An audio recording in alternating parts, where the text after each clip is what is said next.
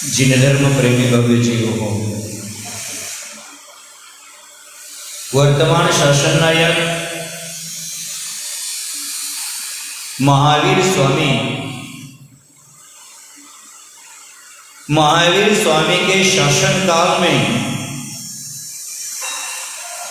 हम अपने जीवन की चर्या निभा रहे हैं।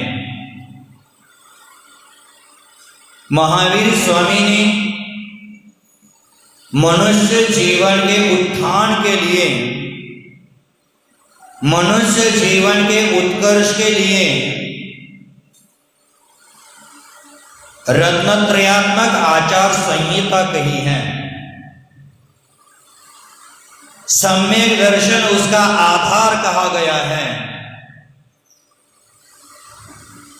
शुरुआती अवस्था में मोक्ष मार्ग की ओर कदम बढ़ाने के लिए मिथ्यात्व का त्याग करके सम्यक दर्शन को उपलब्ध होना अत्यंत आवश्यक होता है। दर्शन से हमें यहां अचेतन की जड़ों को हिलाने से चेतनत्व के अंकुर उत्पन्न हो जाते हैं। जब भगवान महावीर स्वामी जी ने दर्शन की बात की है, दर्शन की चर्चा की है, तो यह दर्शन का अर्थ चार्वाक दर्शन, बौद्ध दर्शन, न्यायिक दर्शन, पारसी दर्शन, जैन दर्शन, वैशेषिक दर्शन, इससे मतलब नहीं है। ये तो षड दर्शन इस जगत में है ही, लेकिन यह दर्शन के मायने कोई फिलॉसफी नहीं है। दर्शन के मायने सेल्फ रिमेंबरिंग है। दर्शन के मायने बुद्ध के शब्दों में कहा जाए तो सम्यक स्मृति। दर्शन यानी सेल्फ सीइंग, दर्शन यानी खुद को देखना, स्वयं को पहचानना। और इस दर्शन का अर्थ है देखने की क्षमता। तो भव्य बंधु, दर्शन का अर्थ देखने की क्षमता है। ज्ञान के मायने है दृष्टा ने जो अनुभव किया है वह ज्ञान है। जो जाना है उसी का नाम ज्ञान है। जो जाना है वह परम सत्य हमारे जीवन में फूल और फलों की भांति फलित होता है, उसी का नाम चारित्र है। माने जो देखा है, देखने की क्षमता है, हो गया दर्शन। जो दृष्टा ने अनुभव किया है, जो जाना है, उसका नाम है ज्ञान। और जो जाना है वो परम सत्य हमारे जीवन में फले फूले, उसी का नाम है चारित्र। जब हमारा आपका नाम ही, जब हमारा अपना नाम ही जीवन में प्रकट होता है तो वह है चारित्र। भव्य बंधु, दर्शन यानी देखना, सजगता पूर्वक देखना। ज्ञान यानी जानना, सजगता पूर्वक जानना। चारित्र यानी करना, सजगता पूर्वक करना। सही सही और सुंदर सुंदर देखना सम्यक दर्शन है।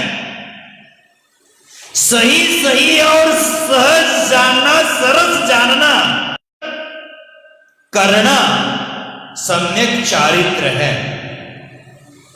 जैनाचार्य कहते हैं सत्यम शिवम सुंदरम को देखना दर्शन है। सत्यम शिवम सुंदरम को जानना सम्यक ज्ञान है। और सत्यम शिवम सुंदरम को करना सम्यक चारित्र है अथवा मोक्ष मार्ग है, वही महामार्ग है, वही रत्नत्रय का मार्ग है, वही शाश्वत सुख का मार्ग है, वही जीवन जीने का मार्ग है। तो हमारे जीवन में हम सही सही देखते हैं, सुंदर सुंदर देखते हैं, क्या इस पर हमारा विचार मंथन होना चाहिए। हम जो जान रहे हैं वो सही सही और सुंदर सुंदर जान रहे हैं क्या, इसका हमें अपने जीवन में मंथन करना चाहिए। हम जो भी क्रिया करते हैं वो सही सही करते हैं, सुंदर सुंदर करते हैं, इसका विचार मंथन हमारे करना आवश्यक है। तो भव्य बंधुओं, आचार्य भगवंतों ने कहा है कि जीवन जीने के लिए जितनी जरूरत रोटी कपड़ा मकान की आयु की श्वास की है, तो आज वर्तमान में जीवन जीने के लिए रोटी कपड़ा मकान आयु श्वास के साथ साथ सही जीवन जीने के लिए सम्यक दर्शन सम्यक ज्ञान और सम्यक चारित्र की भी आवश्यकता है। भव्य बंधु, ये जीव है अनादि काल से यथा योग्य प्राणों से जीता था, जीता है और जिएगा। व्यवहार में से 10 प्राणों से जीता था, जीता है, जिएगा। निश्चय में से चेतना प्राण से जीता था, जीता है और जिएगा। लेकिन वो चेतना के प्राण चलाने के लिए, बहिरंग के 10 प्राण चलाने के लिए हमें रोटी की आवश्यकता है। तो आचार्य भगवान कहते हैं सम्यक दर्शन भट्टी है, ज्ञान रोटी है और चारित्र रोटी को पचाना है। हमारे पास चूल्हा भी है, रोटी भी है, लेकिन रोटी खाने के बाद पचेगी नहीं तो शरीर का स्वास्थ्य लाभ आपको हो नहीं पाएगा। डॉक्टर के पास जाते हैं, चेक करने के पहले वो पूछता है आपको खाया हुआ पचता है। जिस व्यक्ति को खाया हुआ पचता है उसी का स्वास्थ्य ठीक है, उसी को स्वास्थ्य लाभ होता है। बार बार खाने से कोई पहलवान नहीं बनता है। मैं कहता हूं हमेशा,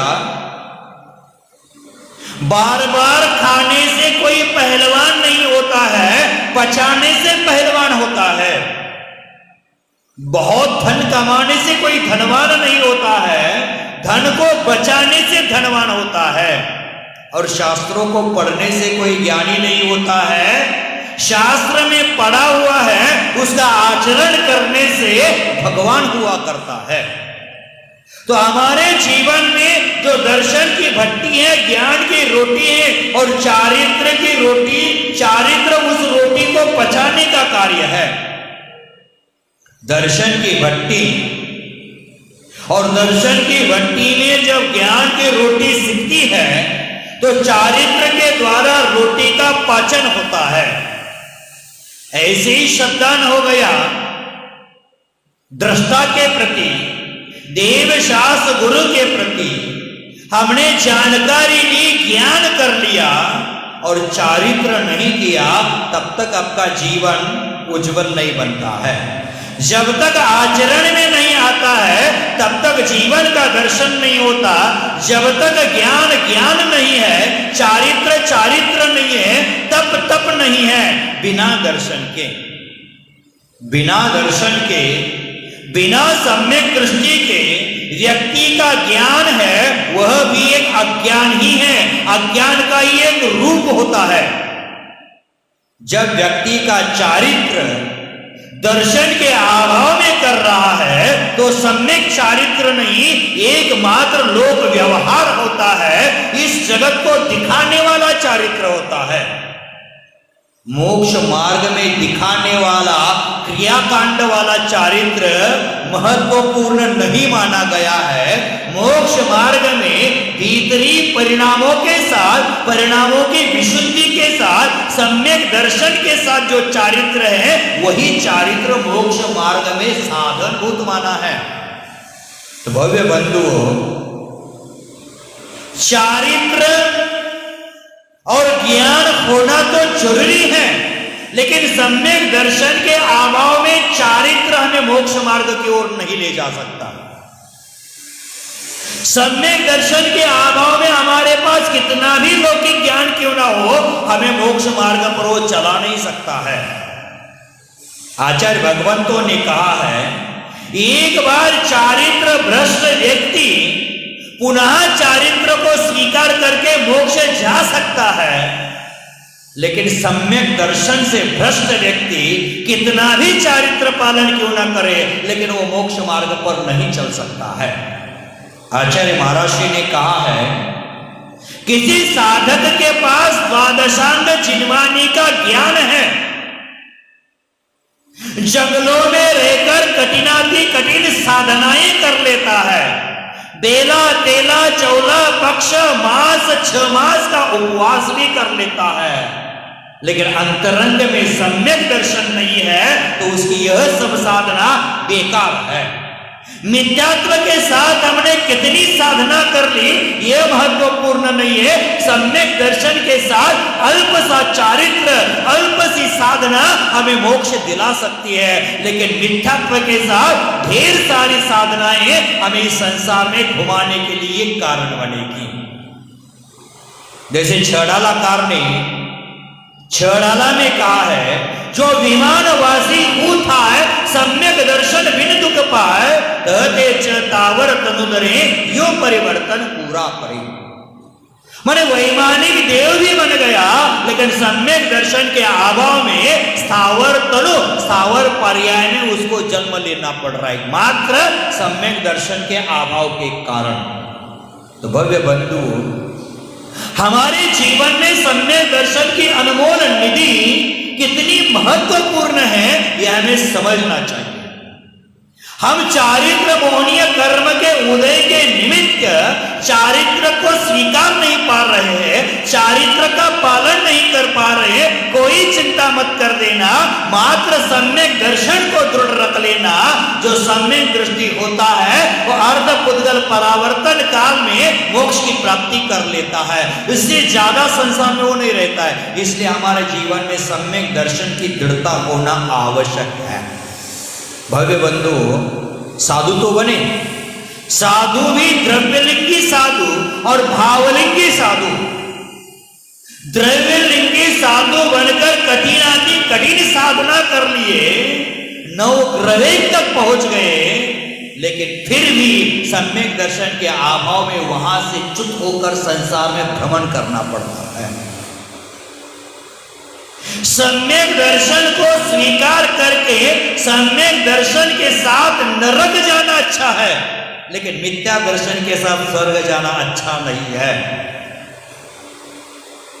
आचार्य भगवंतों ने कहा है कि सम्यक दर्शन की साधना है, वही साधना हमें मोक्ष मार्ग की ओर ले जाने वाली है। दर्शन के अभाव में चारित्र को करना ये मुक्ति का साधन नहीं है। चारित्र और ज्ञान के बगैर सम्यक तो हो सकता है, लेकिन सम्यक के अभाव में सम्यक ज्ञान और सम्यक चारित्र त्रिकाल में नहीं हो पाएगा।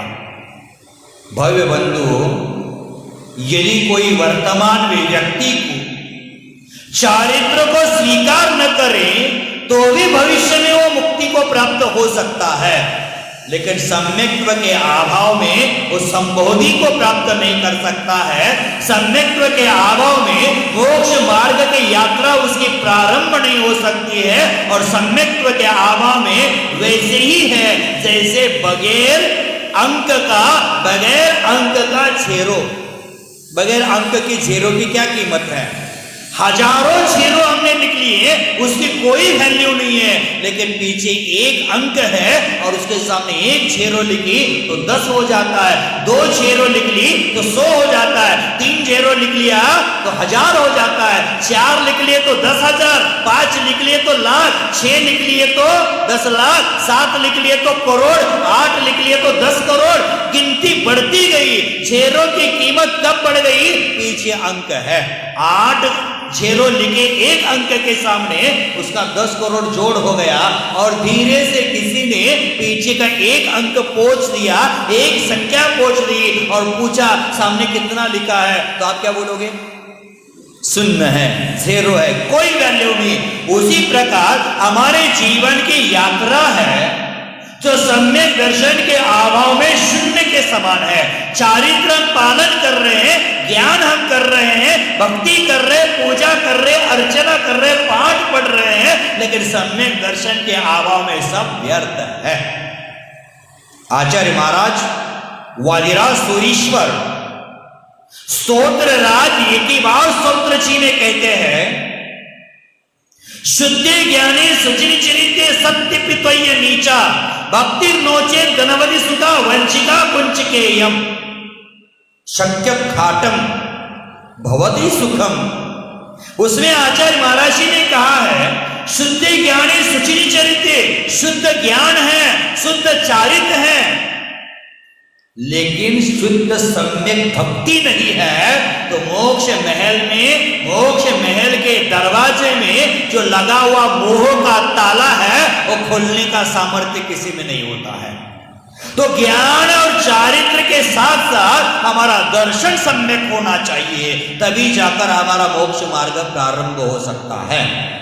भव्य बंधु, जिनके जीवन में दर्शन के फूल नहीं खिले हैं, जिनके जीवन में सम्यक दर्शन के बीज अंकुरित नहीं हुए हैं,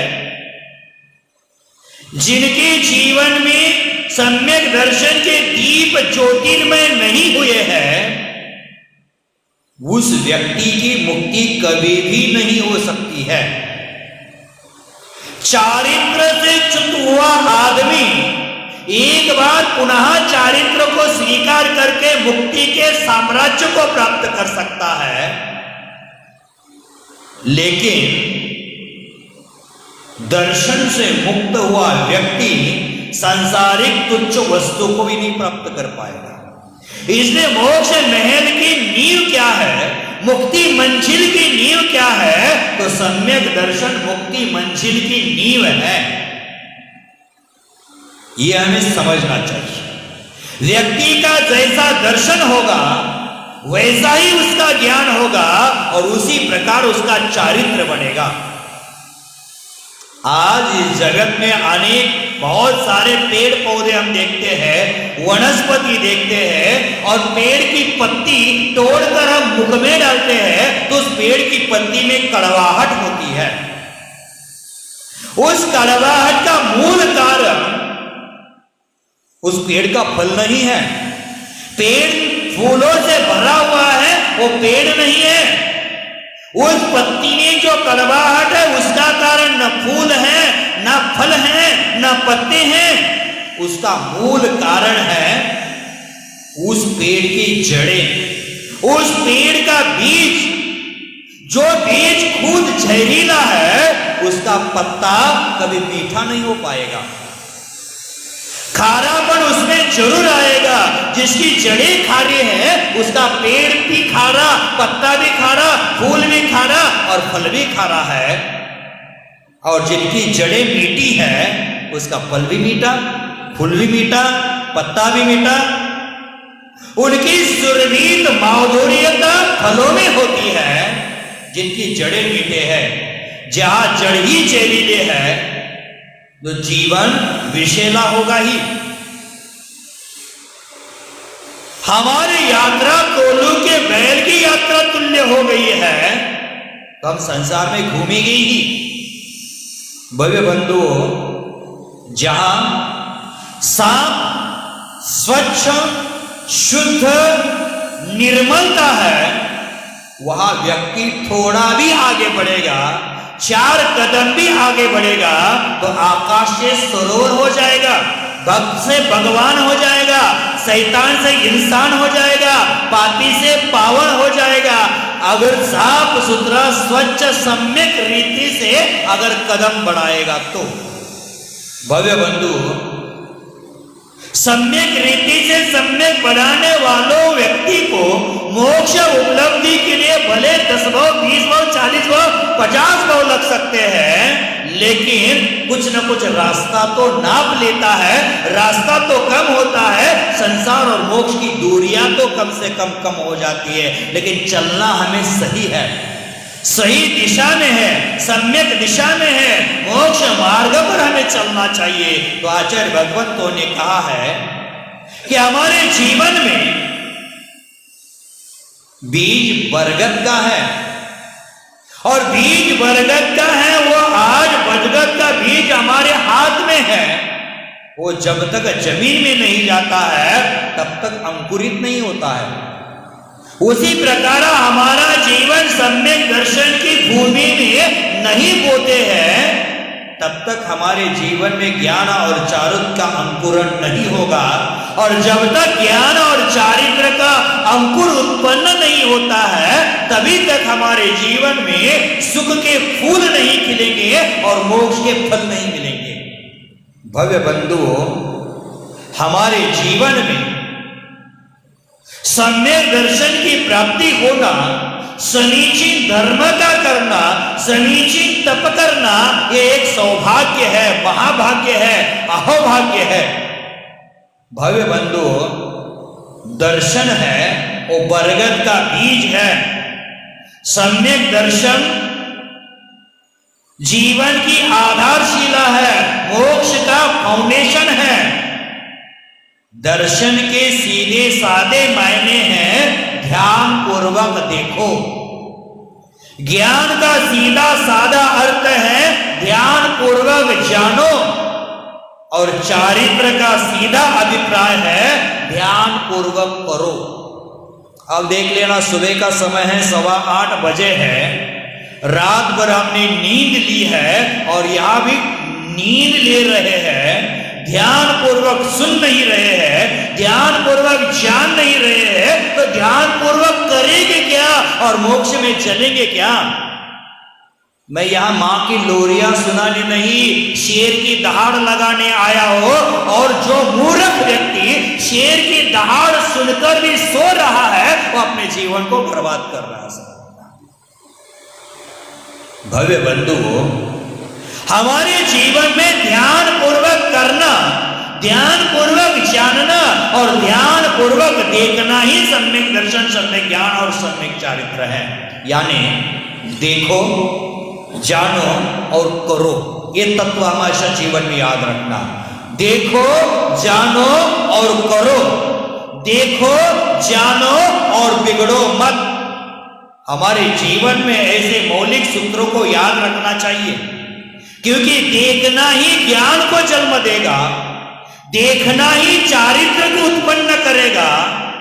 जो आदमी देख रहा है, जिसकी अंतरात्मा सहज सजग हो चुकी है, वह भले ही सोया रहे लेकिन वही व्यक्ति जागा हुआ है।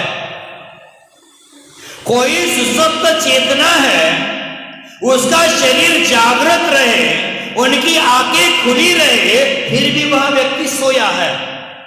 देख लेना, साधु संत खाते हुए भी नहीं खाते हैं, बोलते हुए भी नहीं बोलते हैं, सोते हुए भी नहीं सोते हैं, और गृहस्थ नहीं खाते हुए भी खा रहा है, नहीं बोलते हुए भी बोल रहा है, और नहीं सोते हुए भी सो रहा है।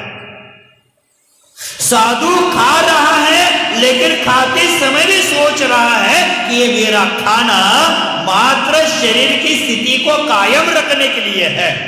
मैं जो भोजन कर रहा हूं संयम का पालन करने के लिए, सामायिक करने के लिए, तीर्थ यात्रा करने के लिए, वयोवृद्ध साधु की वयावृत्ति करने के लिए मैं खा रहा हूं। और श्रावक खाना खाता है विषय भोगों के लिए, शरीर को ठीक करने के लिए, शरीर को बलशाली करने के लिए वो खा रहा है। इसलिए खाते हुए भी साधु नहीं खा रहे हैं, और श्रावक नहीं खाते हुए भी दिन भर खाने की सोच करके वो दिन रात खाता रहा है। भव्य बंधुओं, आचार्य भगवतों ने कहा है कि एक साक्षी, एक सम्यक दृष्टा व्यक्ति आंखों को बंद और शरीर को लिपटा रहा है, फिर भी वह सोया नहीं है, उसका सूरज कभी छिपता नहीं है। अज्ञानी व्यक्ति है, गृहस्थ जीवन व्यतीत करके अपने आप के प्रति सजग न होने वाला, भले ही जागृत रहे, दिन भर की गतिविधियां करता रहे, आंखें खुली रखे, मगर उसका सूरज उगता नहीं है, उसका सूरज पर आवरण चढ़ा हुआ है।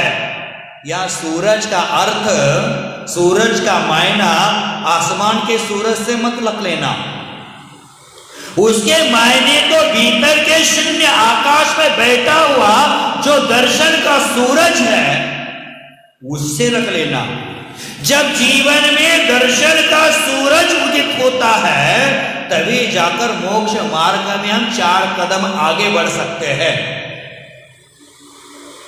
कदम बढ़ाने में मात्र एकमात्र आंखें ही सहायक नहीं है, आंखों के साथ साथ सम्यक दर्शन भी सहायक है। और सम्यक दर्शन का मतलब अंतरंग की दृष्टि भी सहायक है, देखने की क्षमता, दृष्टा का तटस्थ भाव, साक्षी की दशा, सजगता, ये सब हमारे लिए मोक्ष मार्ग पर चलने के लिए सहायक भूत तत्व है।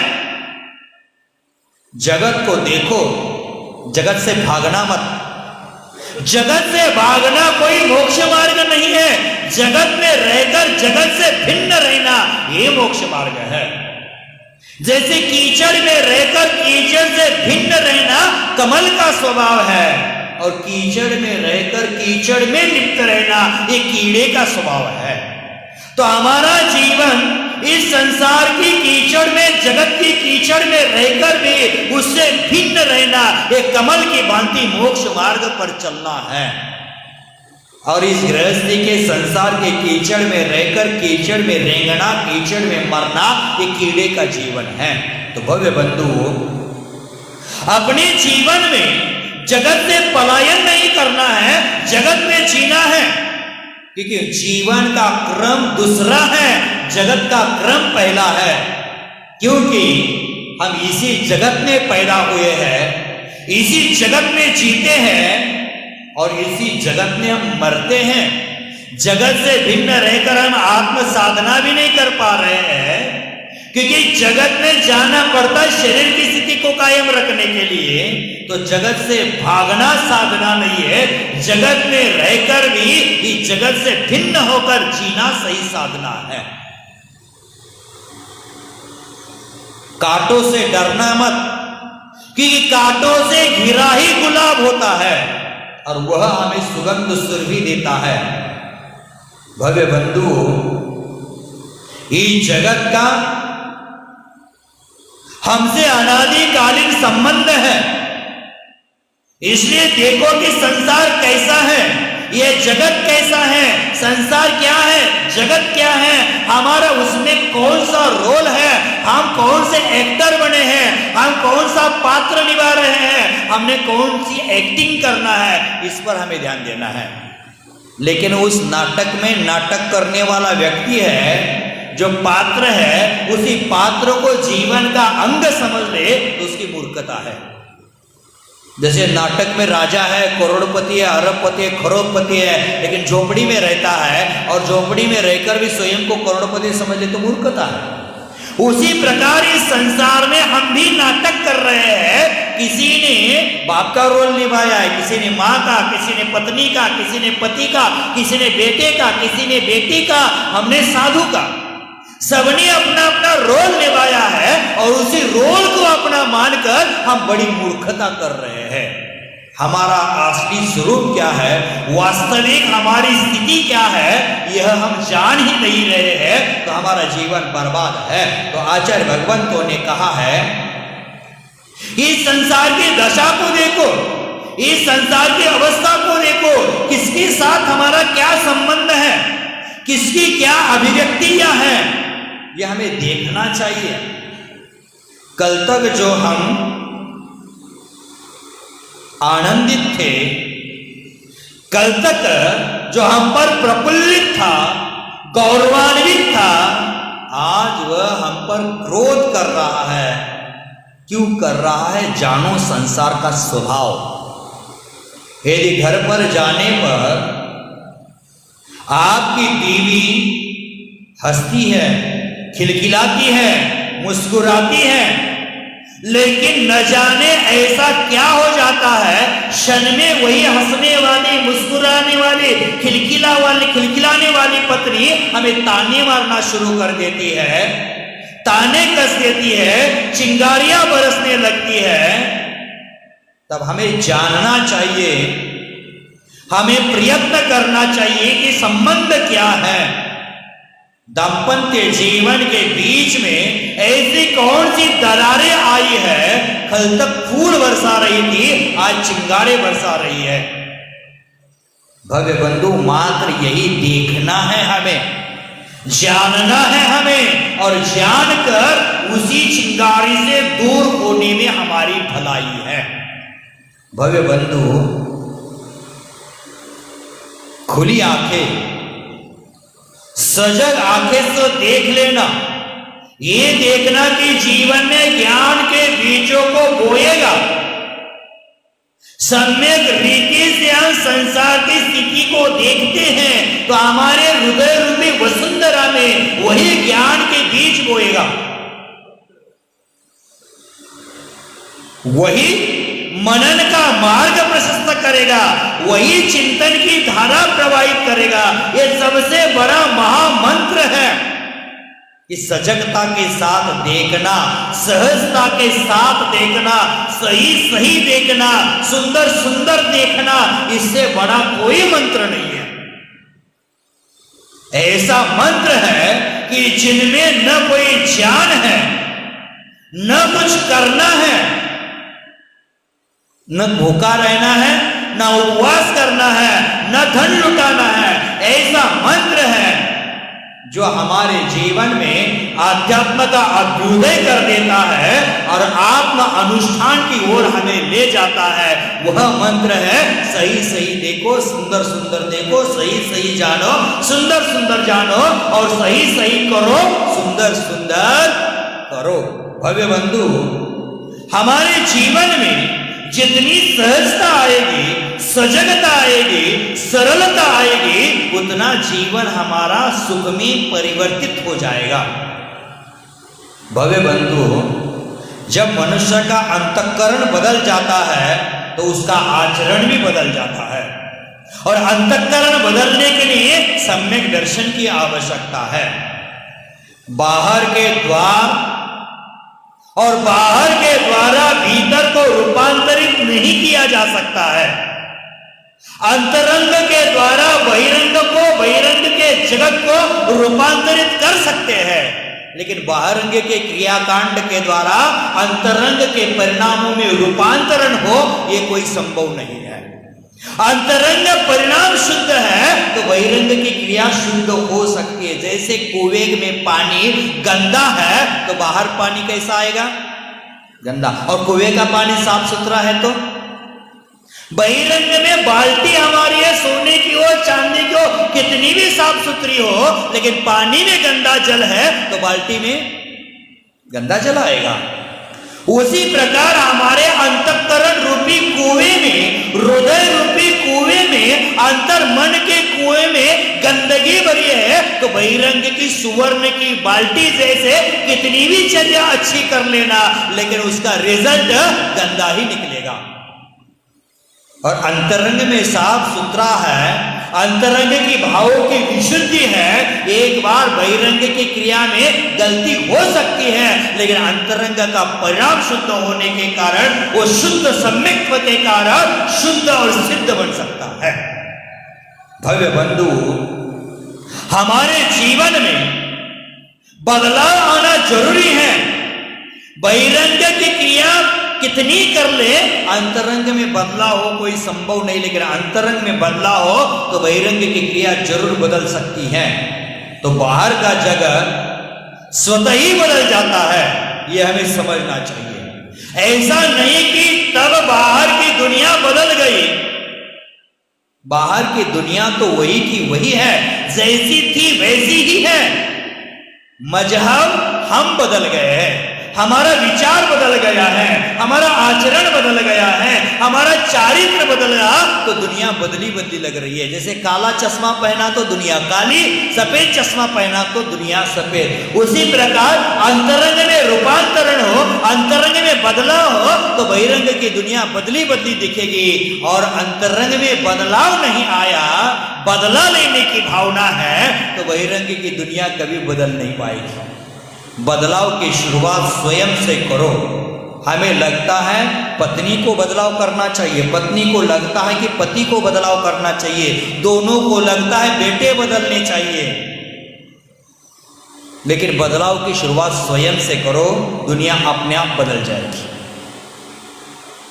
आचार्य महाराज कहते हैं कि हमारे जीवन में अगर क्रोध प्रसन्नता में रूपांतरित हो, तब प्रसन्न हृदय से ये जगत को निहारोगे तो जगत में सारी ओर, चारों ओर, दसों दिशाओं में हमें प्रसन्नता, खिलते हुए फूल और उमड़ती हुई तितलियां ही नजर आएगी। ध्यान से पुनः एक बार सुन लेना, जब हमारे जीवन में क्रोध प्रसन्नता में रूपांतरित हो, तब प्रसन्न हृदय में यह जगत निहारोगे, प्रसन्नता के साथ ही जगत को निहारोगे तो ये जगत चारों ओर से, दसों दिशाओं से प्रसन्नता और खिला हुआ फूल दिखेगा और उड़ती हुई तितलियां जैसा नजर आएगा। इसके विपरीत यदि क्रोध से भरा हमारा जीवन है, कषायों से भरा हुआ हमारा जीवन है, विकल्प युक्त हमारा हृदय है, और इसके साथ हमें अगर जगत का निहारोगे तो फूल फूल नहीं दिखेंगे, फूल के बीच में कांटा ही हमें दिखेगा, फलों के बीच में हमें कांटे ही दिखेंगे, तितलियों के सौंदर्य के बीच में हमें भवभ्रमण ही दिखेगा। इसलिए सब कुछ व्यक्ति पर निर्भर है, व्यक्ति के दृष्टि पर निर्भर है, व्यक्ति के अंतर हृदय पर निर्भर है कि उसका मन प्रसन्न है तो जगत की सारी सृष्टि उसको प्रसन्न लगेगी। भव्य बंधु, जब जगत को पहचान जाएंगे तो फिर अपने स्वयं के प्रति दृष्टिकोण बनेगा।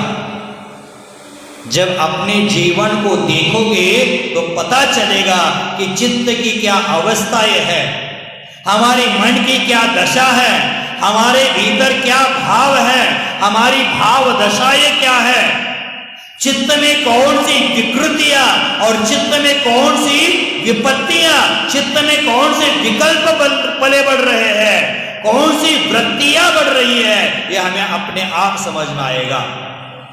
हमारी चेतना, हमारे अवचेतन की कौन सी अवस्थाएं हैं, यह हमें अपने आप समझ में आएगा। और जब समझ में आएगा तब व्यक्ति जागेगा कि जीवन और जगत का बहुत बड़ा शास्त्र है, बहुत बड़ा विश्वविद्यालय है जीवन। उसके अंतर हृदय में ये भाव जगेंगे। तो भव्य बंधु, जिनका अंतर्दृष्टि पूर्वक जीवन, अंतर्दृष्टि पूर्वक जगत को देखेंगे तो बोध उतना ही गहरा होगा, और तब हम परमात्मा और परमात्मा के निकट पहुंच जाएंगे। परमात्मा की उलट हमारे जीवन में दिखना शुरू हो जाएगी, और तभी हमारे जीवन का अस्तित्व क्या है यह हमें पता चलेगा। तो भव्य बंधु, हमारे जीवन में सम्यक दर्शन होना आवश्यक है, सम्यक दर्शन की गहराई में उतरना आवश्यक है, सम्यक दर्शन की गहराइयों को पहचानना आवश्यक है। भव्य बंधु, ये सम्यक दर्शन की यात्रा है। सारी यात्रा साक्षी भाव की है, सारी यात्रा दृष्टा की है, और इस यात्रा में आत्मवत् सर्वभूतेषु की भावना होनी चाहिए। मृत्यु में सर्वभूतेषु यह भावना होनी चाहिए, तभी जाकर यह मार्ग हम आत्मसात कर सकते हैं। जब कोई व्यक्ति जीवन की यात्रा का दृष्टा हो जाएगा, साक्षी आसन पर बैठ जाएगा, तब दुनिया उसको महान समझने लगेगी। ऐसी बात नहीं है।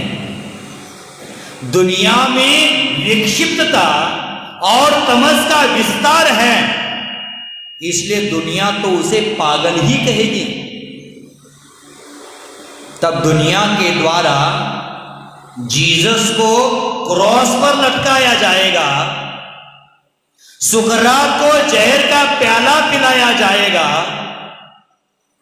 महावीर पर पत्थर बरसाए जाएंगे, पार्श्वनाथ पर उपसर्ग होते रहेंगे, बुद्ध के पीछे शिकारी कुत्ते छोड़े जाएंगे, भक्ति करने वाली मीरा को जहर पिलाया जाएगा, भक्ति करने वाले चंदना के शरीर पर बेड़ियां डाली जाएगी। जब तक दुनिया में विक्षिप्तता का तमस का विस्तार है तब तक। लेकिन जो अंतर्दृष्टा हो जाते हैं, जिनके हृदय में अपने परमात्मा की आभा झलक उठती है, वे दुनिया की परवाह नहीं करते हैं। वे तो परवाह करते दीवानगी की, वे तो परवाह करते अलमस्ती की, वे तो परवाह करते हैं सम्यक दर्शन की, सम्यक ज्ञान की और सम्यक चारित्र की। भव्य बंधुओं, जब परवाह अंतर्दृष्टि की आती है तो मीरा जैसी भक्त जन्म लेते हैं, कबीर जैसे विद्वान जन्म लेते हैं और वीरों में वीर महावीर जैसे महापुरुष तैयार हो जाते हैं। इसलिए हमारे जीवन में चैतन्यता के सुर गाना चाहिए, चैतन्यता का चिंतन करना चाहिए और दर्शन से अभिभूत होकर के अपने जीवन को उत्थान के मार्ग पर चलाना चाहिए। तब व्यक्ति के मंदिर में व्यक्ति द्वेष, जाति द्वेष, पंथ भेद, मंदिर भेद कभी नहीं आएगा।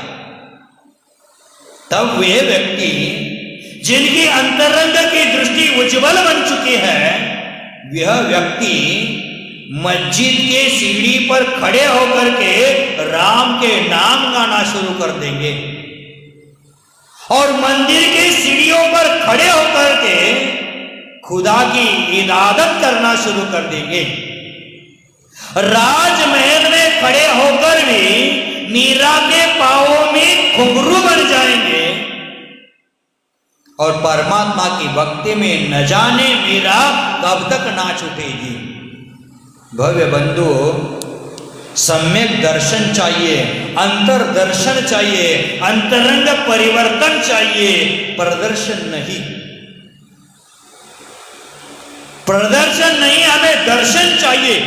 प्रदर्शन का मार्ग केवल लोभाचार का मार्ग होता है, लेकिन दर्शन का जो संबंध है वो अंतरंग के चारित्र से होता है, अंतरंग के ज्ञान से होता है, अंतरंग के भाव से होता है, अंतरंग के परिणामों से होता है। तब लोग और दुनिया भले ही उसको पागल कहे, लेकिन पागल कहना बर्दाश्त हो जाएगा।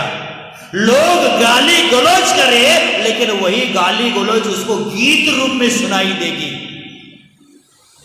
भव्य बंधुओं, मानव सरोवर में हंस भी बैठते हैं, मानस सरोवर में हंस भी बैठते हैं और बगुले भी बैठते हैं, लेकिन दोनों में फर्क बहुत बड़ा है। एक मछली को बीनता है और दूसरा मोती को चुगता है। फर्क सिर्फ अंतर्दृष्टि का है, फर्क सिर्फ बोध का है, फर्क सिर्फ विवेक दृष्टि का है। हमें मोती चुगना है कि मछली को बिनना है, यह हमें सोचना है। इस जगत में विषय कषायों की मछली को चुनना है कि अंतर्दृष्टि प्राप्त करके शाश्वत सुख के मोती को चुगना है, यह हमारे ऊपर निर्भर है। हम इस मनुष्य पर्याय के मानव सरोवर के बगल में खड़े हैं, क्या करना आपके हाथ में है। भव्य बंधुओं, हमारा जीवन मोती सरीका है, उसको मोती सरीका रहने दें। हमारे जीवन को उज्ज्वलता की ओर ले जाने दें। हम सुनते तो है, लेकिन सुनने के बाद जीवन में कितना उतार देते हैं, यह महत्वपूर्ण होता है। देख लेना, 3 तरह के श्रोता होते हैं। एक वह श्रोता होता है जो सुनता है, यानी सुनने वाला श्रोता है। दूसरा वह श्रोता है, वो सोता है, सुनते सुनते सुनने के दौरान नींद लेने वाला है।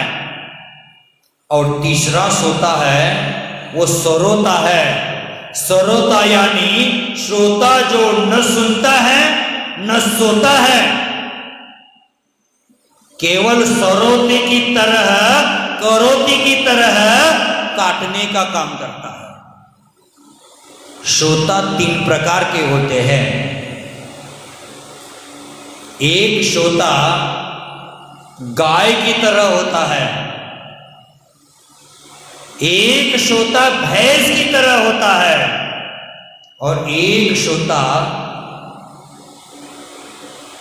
हंस पक्षी के समान होता है। जो हंस पक्षी के समान श्रोता होता है, वो अच्छाइयों को चुनता है, दूध पानी में से दूध को चुनता है।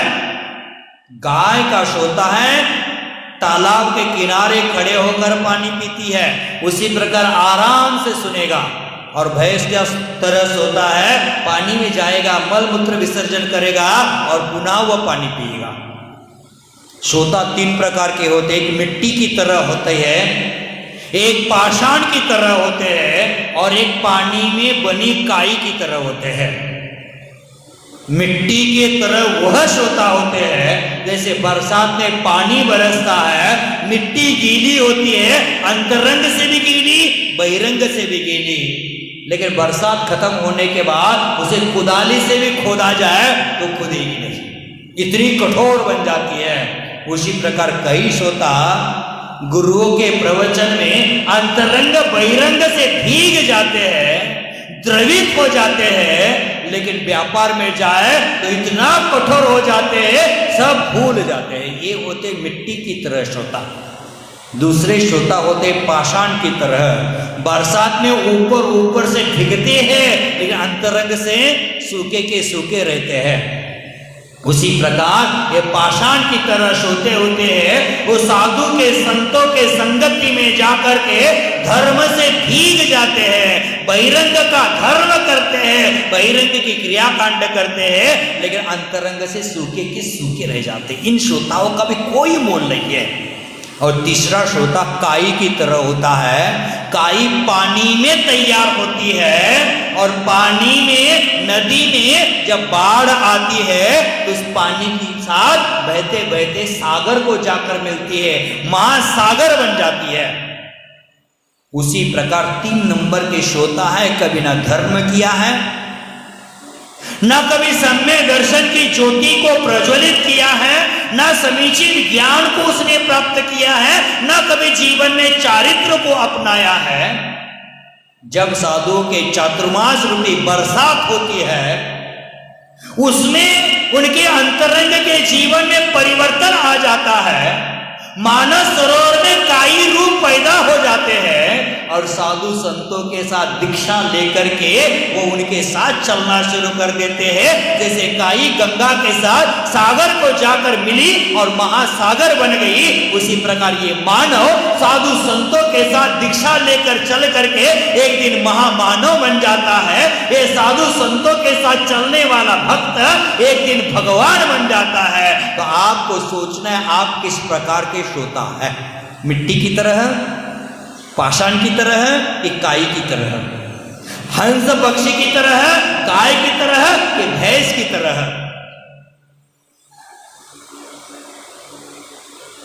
सोने वाले श्रोता है, सुनने वाले श्रोता है कि सुनने के नाम से, धर्म और पंथ संत के नाम से काटने वाले श्रोता है।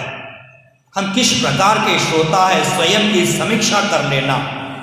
जितना सुना है उसमें से कुछ वस्तुओं को चुनना और जितना चुना है उतने में से जीवन में गुनना अपने आत्मा का कल्याण हो जाएगा। देखो, रुको, देखो, रुको और चलो और सुरक्षित घर पहुंचो। ये तत्व याद रखना। जैसे यातायात का नियम होता है, रोड पर हम चलते हैं, लाल बत्ती जलती है, रुक जाते हैं। हरी बत्ती चलती है तो चल देते हैं। और बीच वाली बत्ती कौन सी कलर की? हम बत्ती का कलर भी भूल गए। पिंक कलर की हो, केसरिया कलर की हो। लाल बत्ती जलती है तो रुको।